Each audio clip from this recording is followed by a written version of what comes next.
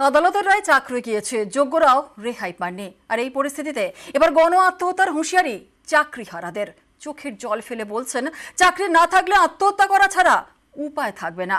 চাকরি ফেরতের দাবিতে শহীদ মিনার চত্বরে তারা অবস্থান বিক্ষোভে।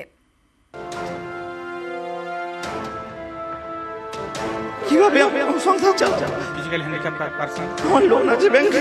গণসুইসাইড করা ছাড়া কোনো উপায় থাকবে না। রাত দিন এক করে পড়াশোনা করে আমি বহু কষ্ট করে এই চাকরিটা অর্জন করেছিলাম। এই কোর্টের রায় বর্তমান রাতের ঘুম কেড়ে নিয়েছে। দিনের বেলাও ঘুমাতে পারছি না, সবসময় চিন্তায়। আমার 1.5 বছরের বাচ্চা আছে, সেই বাচ্চাটাকে নিয়ে কিভাবে? আমার বাবা সুগার, মা সুগার। এই অবস্থা থেকে যদি আমি চাকরিটা না পেয়ে পাই তাহলে আমার পক্ষে খুব অসম্ভব হয়ে দাঁড়াবে। আমার লোন আছে ব্যাংকে। আজ যে পরীক্ষা দেওয়ার কথা বলছে, সেই পরীক্ষা দেওয়ার মানসিকতা আমার নেই, আর সম্ভবও নয়। এই ছোট বাচ্চা নিয়ে সবকিছু সংসার দেখে বৃদ্ধ বাবা মা শ্বশুর শাশুড়ি, আর সম্ভব নয় পরীক্ষা দেওয়া। বেঁচে থাকার স্বপ্ন কিছু নেই, আত্মহত্যা ছাড়া কোনো পথই থাকবে না। কলকাতা হাইকোর্টের রায় চাকরি গিয়েছে। প্রায় 26,000 চাকরি বাতিল। যোগ্য অযোগ্য সকলের চাকরি বাতিল। এতে অনেকেরই মাথায় হাত। এবার কি হবে? কিভাবে সংসার চলবে? কিভাবে ইএমআই দেবেন? কিভাবে বাচ্চাদের পড়াবেন? কিভাবে মা বাবার ওষুধ কিনবেন? চিন্তায় ঘুম উড়েছে চাকরি হারাদের। চোখে মুখে ঘোর উদ্বেগ।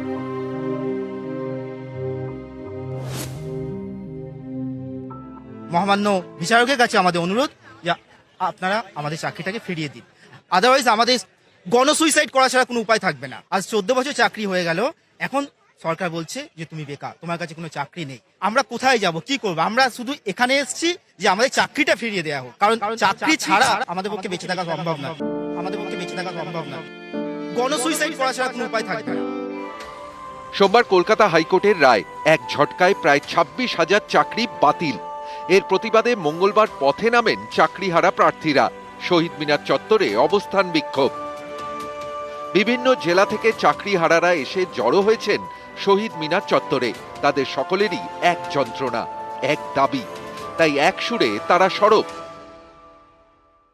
আমি একজন 80% ফিজিক্যাল হ্যান্ডিক্যাপ পারসন। রাত দিন এক করে পড়াশোনা করে আমি বহু কষ্ট করে এই চাকরিটা অর্জন করেছিলাম।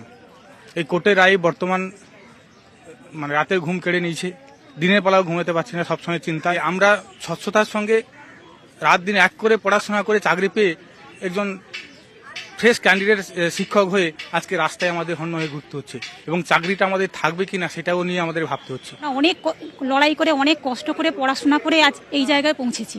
নিজের কাছে খারাপ লাগে, নিজে তো জানি যে আমি স্বচ্ছ, কিন্তু অন্য মানুষরা তাদের দৃষ্টিভঙ্গি হয়তো অন্য কথা বলছে, আমাদেরকে বাঁকা চোখে দেখছে, নিজেকে তখন ছোট মনে হয়। এই সব চাকরিহারাদের একটাই প্রশ্ন, তাদের দোষ কোথায়? কেন যোগ্য হয়েও তাদের চাকরি গেল? কিভাবে সংসার চালাবো? আমার বাবা সুগার, মা সুগার। নিউজ 18 বাংলা।